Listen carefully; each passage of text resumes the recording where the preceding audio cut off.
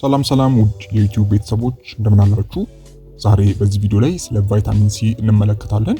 አስኮርቢክ አሲድ በመባል የሚታወቀው ቫይታሚን ሲ ለብዙ የሰውነት ተግባራት በጣም አስፈላጊ የሆነ በውሃ የሚሟሟ ቫይታሚን ነው።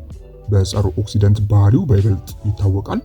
እንዲሁም በሽታ የመከላከል ስርዓት በመደገፍ የቆዳ ጤንነትን በመጠበቅ ህብረ ህዋሳት እንዲጠገኑና እንዲያድጉ በመርዳት ረገድ ከፍተኛ ሚናን የሚጫወት ንጥረ ነገር ነው ቫይታሚን ሲ። እናም በዚህ ቪዲዮ ላይ የቫይታሚን ሲ ዋነኛ በጣም አስገራሚ የጤና ጥቅሞቹ ምንድናቸው፣ እንዲሁም የቫይታሚን ሲ ምንጮች ማለትም ምግቦች ምን ምንድናቸው የሚለውን፣ እንዲሁም እንግዲህ የቫይታሚን ሲ እጥረት ሲያጋጥማችሁ ምን ሊያጋጥማችሁ ይችላል ወይም ደግሞ ምን አይነት የጤና እክል ሊያጋጥማችሁ ይችላል የሚለውን በዚህ ቪዲዮ ላይ የምንመለከት ይሆናል ማለት ነው። ከዛ በፊት ሁላችሁም ይህንን ቪዲዮ ላይክ አድርጉ፣ እንዲሁም ሰብስክራይብ ማድረግ እንዳይረሳ። አሁን በቀጥታ ወደ ጉዳይ ሳልፍ ከቫይታሚን ሲ ከሚገኙ ዋና ዋና የጤና ጥቅሞች መሃል እንግዲህ አንደኛውና የመጀመሪያው አንቲ ኦክሲደንት ባህሪያቱ ነው። እንግዲህ ቫይታሚን ሲ አንቲ ኦክሲደንቲቭ ውጥረትን እና ሴሎችን ሊጎዱ የሚችሉ ያልተረጋጉ ሞሌኪውሎችን የሆኑትን ፍሪ ራዲካሎችን ለማስወገድ ይረዳል። ሌላው የበሽታ የመከላከል ስርዓትን ይጨምራል፣ ማለትም ኢሚዩኖ ሲስተምን ያሳድጋል። ኢንፌክሽን ለመዋጋት ቁልፍ የሆኑትን ነጭ የደም ሴሎችን እንዲመረቱ ያደርጋል። በሽታ ተከላካይ የሆኑ ህዋሳትንም ወይም ደግሞ ሴሎችን ተግባር ያሻሽላል ማለት ነው። እንዲሁም የቆዳ ጥንካሬን የሚጨምር ይሆናል ማለት ነው።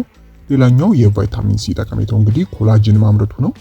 ቫይታሚን ሲ ለቆዳ፣ ለደም ስሮች፣ ለአጥንትና ለካርቲጅ ጥገና ወሳኝ የሆነውን ኮላጅን የተባለውን ፕሮቲን ለማምረት ወይም ደግሞ ለመስራት በጣም አስፈላጊ ነው። በዚህም እንግዲህ ሌላኛው የጤና ጥቅምን የሚሰጥ ይሆናል ማለት ነው። ሌላኛውና አራተኛው እንግዲህ የቫይታሚን ሲ ጠቀሜታ የአይረን መመጠጥን ስለሚደግፍ ነው። ይህም ያልሆነ አይረን ወይም እንግዲህ ከእጽዋት ምግቦች ውስጥ የሚገኘው አይነት የመመጠጥ አቅምን ያጎለብታል። ይህም እንግዲህ የአይረን ወይም ደግሞ የተለያዩ የደም ማነስ ጋር ተያይዞ ለሚመጡ ችግሮችን እጥረትን የሚከላከል ይሆናል ማለት ነው።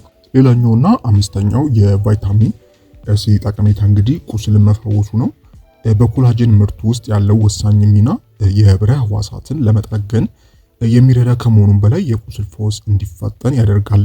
ሌላኛው እንግዲህ የካርዲዮቫስኩላር ጤና ነው። እንግዲህ የደም ግፊት እና የኮሌስትሮል መጠንን በመቀነስ የደም ስሮችን ተግባርን በማሻሻል እንዲሁም ኢንፍላሜሽንን በመቀነስ የልብና የደም ቧንቧዎች በሽታዎችን ለመከላከል ይረዳል ማለት ነው።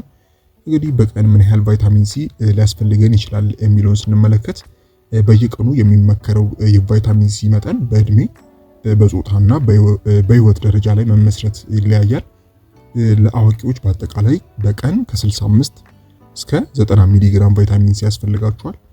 እንግዲህ አሁን እስቲ ቫይታሚን ሲ ምንጮች የሆኑ ምግቦች ምን ምንድናቸው የሚለውን እንመልከት። አንደኛውና የመጀመሪያው የቫይታሚን ሲ ምንጭ እንግዲህ እንጆሪ ነው። እንጆሪ እንግዲህ የቫይታሚን ሲ ይዘቱ በ100 ግራም ስትሮበሪ ውስጥ 59 ሚሊግራም ቫይታሚን ሲ የሚገኝ ይሆናል ማለት ነው። እንግዲህ አንድ ኩባያ እንጆሪ 89 ሚሊግራም ቫይታሚን ሲ ከጸረ ኦክሲዳቲቭ እና ከፋይበር ጋር ሊሰጥ ይችላል ማለት ነው። ሌላኛው እንግዲህ ታዋቂው የቫይታሚን ሲ ምንጭ ብርቱካን ነው። ብርቱካንና ሌሎች የስትረስ ፍሬዎች እንደ ሎሚ ያሉ ማለት ነው የቫይታሚን ሲ ይዘታቸው በ100 ግራም የስትረስ ፍሬዎች ውስጥ 53 ሚሊግራም ቫይታሚን ሲ የሚገኝ ይሆናል ማለት ነው። በመካከለኛ መጠን ያለው ብርቱካን 70 ሚሊግራም ቫይታሚን ሲ ይሰጠናል። የስትረስ ፍሬዎች በቫይታሚን ሲ ይዘታቸው በሰፊ የሚታወቅ ይሆናል ማለት ነው። ሌላው ፓፓያ ነው። ፓፓያ እንግዲህ ቫይታሚን ሲ በ100 ግራም ወይም ደግሞ አንድ ፍሬ በምንለው ውስጥ 60 ሚሊግራም ቫይታሚን ሲ ይገኛል። እንግዲህ አንድ ኩባያ ፓፓያ ከ88 ሚሊግራም በላይ ቫይታሚን ሲ ወይም ከቫይታሚን ኤ እና ፎሌት ጋር አጠቃሎ የሚሰጥ ይሆናል ማለት ነው። ሌላው ብሮኮሊ ነው። ብሮኮሊ በ100 ግራም ውስጥ 89 ሚሊግራም ቫይታሚን ሲ ይሰጣል። ይህም ከፍተኛው ነው ማለት ነው። ብሮኮሊ ቫይታሚን ሲ ይዘቱ በጣም ከፍ ያለ ነው። ሌላኛው እንግዲህ ይሄኛው ማለትም ብሮኮሊ በቫይታሚን ሲ የበለጸገ ብቻ ሳይሆን በፋይበር እና በሌሎች በርካታ ቫይታሚኖች እና ማዕድናት የተሞላ ነው። የመጨረሻው እንግዲህ አናናስ ነው። አናናስ የቫይታሚን ሲ ይዘቱ በ100 ግራም ውስጥ 48 ሚሊግራም ቫይታሚን ሲ ይገኛል። አናናስ የቫይታሚን ሲ እና የማንጋኒዝ ምንጭ የሆኑ የሐሩር አካባቢ ፍራፍሬ ነው ማለት ነው። ከዚህ በተጨማሪም እንግዲህ ቃሪያ ወይም በርበሬ፣ ስፒናች፣ ሎሚ እና ቲማቲም ሌሎች የቫይታሚን ሲ ምንጭ ናቸው ማለት ነው።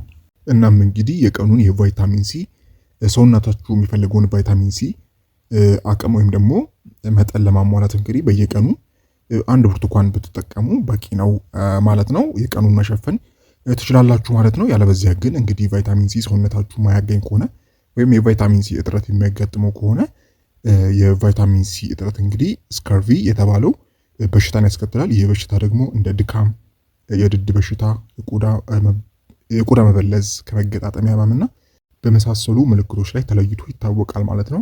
ስለዚህ የቫይታሚን ሲ እንደዚህ አይነት እጥረት ወይም እንደዚህ አይነት የቫይታሚን ሲ እጥረት እንደዚህ አይነት በሽታ ሊያጋልጣችሁ ስለሚችል እንግዲህ አስቀድሞውኑ ከቀላል ምግቦች የቫይታሚን ሲ ሰውነታችሁ የሚፈልገውን የቫይታሚን ሲ መጠን ማሟላት አስፈላጊ ነው ማለት ነው። እንግዲህ ውድ ቤተሰቦች ይሄ ነበር ለዛሬ።